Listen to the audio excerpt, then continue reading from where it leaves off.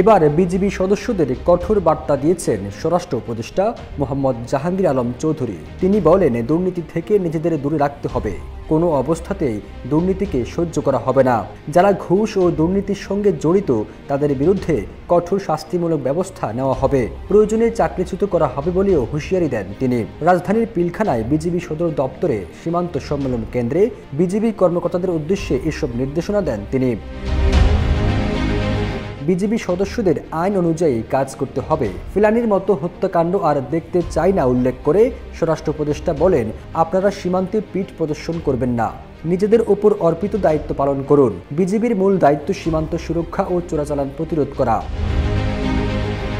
অনুষ্ঠানে বিজিবি মহাপরিচালক major general Ashrafuzzaman Siddiqui সহ বিজিবি সদর দপ্তরের কর্মকর্তা এবং ভিডিও কনফারেন্সের মাধ্যমে বিজিবির সব region commander, sector commander, battalion commander সহ অন্য কর্মকর্তারা উপস্থিত ছিলেন।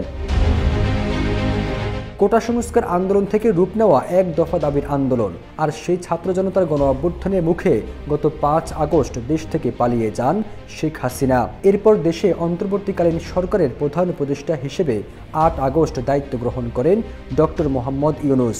একই সাথে ইউনূস সরকারের উপদেষ্টা হিসেবে আরও ১৬ সদস্য শপথ নেন। ফিরোজ আলম, জয় জয় দ্বীপ।